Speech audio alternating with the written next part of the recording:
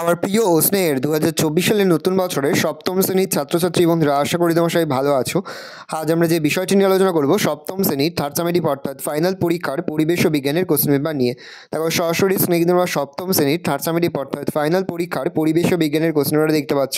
Full marks তোমাদের রয়েছে 70 আর সময় তোমাদের রয়েছে 2 ঘন্টা 30 মিনিট। দেখো প্রথমে তো রয়েছে ভৌত বিজ্ঞান, একে দাগে রয়েছে সঠিক উত্তর নির্বাচন করে লেখো যে কোনো পাঁচটি পদ্ধতি বসতে মান 1 করে 1 × 5 = 5। প্রথম, খুব তাড়াতাড়ি বাষ্পীভবন হয় উত্তর হবে ইথার।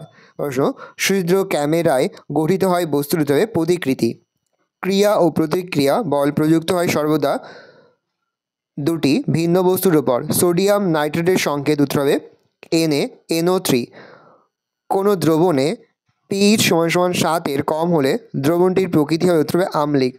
আমাদের রক্তে একটি উপাদান উত্তর হবে আয়রন। সবচেয়ে কম শক্তির আলো হল উত্তর হবে দৃশ্যমান আলো।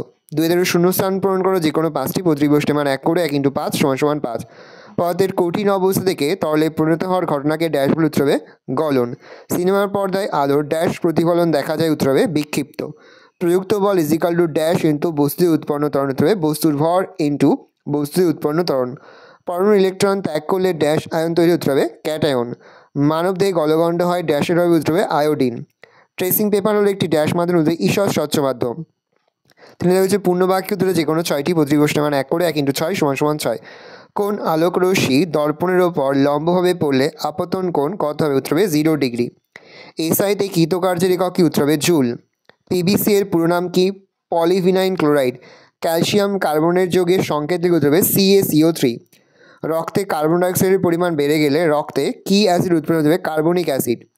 কোন রশ্মি চোখের লেন্সের পক্ষে ক্ষতিকর উত্তর হবে অতিবেগুনি রশ্মি। একটি প্রশম দ্রাবকের নাম লিখতে হবে জুল। মৌলের পরমাণুর আধান কি উত্তর হবে নিস্তড়িত। জলে মাছ সাঁতার কাটে, এক্ষেত্রে নিউটনের কোন সূত্র বৈধ? তৃতীয়। চাইলে যে কোনো পাঁচটি প্রশ্ন দেওয়া প্রশ্নের মান 2 করে 2 × 5 = 10। তাপ বলতে কি বোঝো? তাপ পরিমাপের CGS ও SI পদ্ধতির এককগুলি লেখো। ভালো উত্তর দেখে নাও। পরের প্রশ্ন, আলোর প্রতিফলনের সূত্র দুটি লেখো। খুবই গুরুত্বপূর্ণ একটা প্রশ্ন, আলোর প্রতিফলনের সূত্র। পরের প্রশ্ন, কার্য শক্তির মধ্যে পার্থক্য কী? পরের প্রশ্ন, পারমাণবিক সংখ্যা বা পরমাণু ক্রমাঙ্ক কাকে বলে? পরের প্রশ্ন, অ্যাসিডের ধর্মগুলি লেখো। প্রশ্ন, পুরাচুনির সঙ্গে জলের বিক্রিয়ার ফলে কি ঘটে? বরফ গরলে নিমতাপ 80 ক্যালোরি/গ্রাম বলতে কি বোঝো? 5 দাগের উল্লিখিত প্রশ্নগুলির উত্তর দাও যে কোনো 3টি পদ্ধতি বসতে মান 3 করে 3 × 3 = 9। একটি বিস্তৃত আলোক উৎস এর উদাহরণ দাও। তার সঙ্গে নিয়মিত প্রতিফলন ও বিক্ষিপ্ত প্রতিফলনের মধ্যে পার্থক্য লেখো। নিউটনের দ্বিতীয় গতিসূত্রটি লেখো। তার সঙ্গে লিনতাপ কী? নিচের সমীকরণগুলির সমতা বিধান করো। যে 5 নিউটন বল প্রয়োগের ফলে বস্তুর সরণ 2 m হলে কৃতকার্য এর মান কত হবে? সুদৃঢ় ক্যামেরায় গঠিত প্রতিকৃতির একটি বৈশিষ্ট্য লেখো। একে প্রতিবিম্ব না বলে প্রতিকৃতি বলে কেন? CaCO3 উত্তপ্ত করলে কোন কোন পদার্থ পাওয়া যাবে? Al3+ আয়নের চিত্রসহ গঠন দেখাও। পরে তোমাদের রয়েছে লাইফ সায়েন্স জীবনবিজ্ঞান থেকে প্রশ্ন। একে দাগে রয়েছে সঠিক উত্তর নির্বাচন করো যে কোনো পাঁচটি পদ্ধতি বসতে মান 1 করে 1 × 5 = 5। হিমোগ্লোবিন দেহের কোথায় থাকে উত্তর হবে লোহিত রক্ত কণিকায়। ভিটামিন ডি এর অভাবজনিত রোগ উত্তর হবে রিকেট। বিশ্ব উষ্ণায়নের জন্য দায়ী নয় উত্তর হবে অক্সিজেন। গ্যালাপাগোস দ্বীপপুঞ্জের বিখ্যাত প্রাণীটি হল উত্তর হবে কচ্ছপ।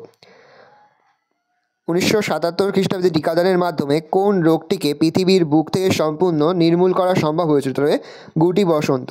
1993 থেকে 2005 সালের মধ্যে সমুদ্রের জলতল প্রতি বছর গড়ে বেড়েছে উত্তর হবে 3 মিমি। সাধারণ মাছি ছড়ায় এমন একটা রোগ হল উত্তর হবে টাইফয়েড।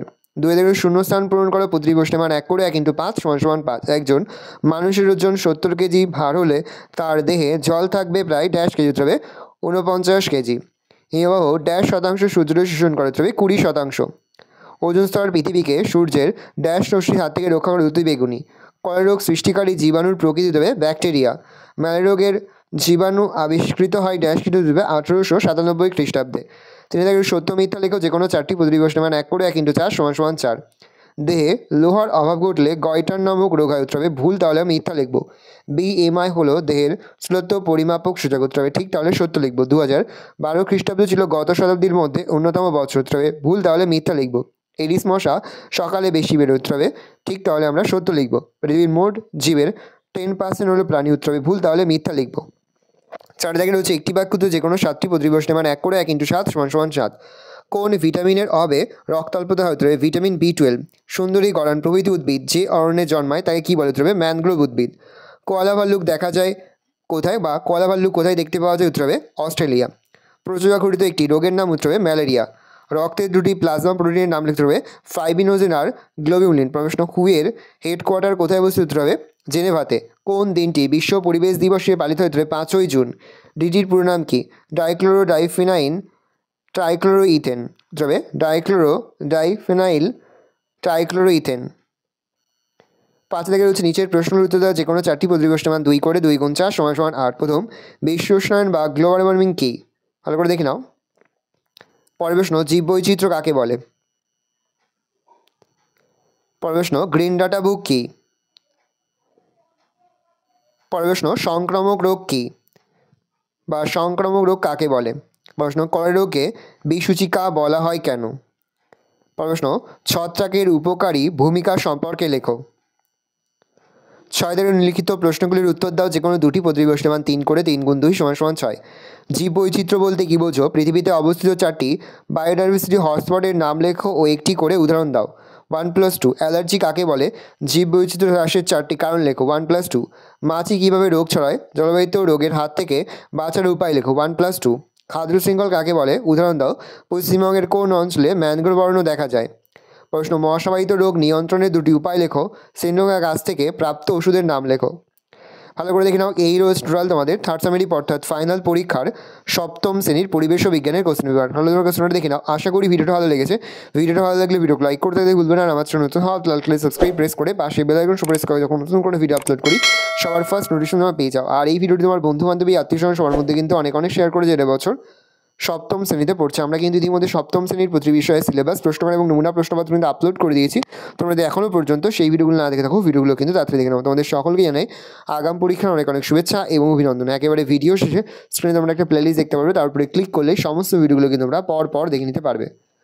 ভালো করে তোমরা কোশ্চেনটা দেখে নাও।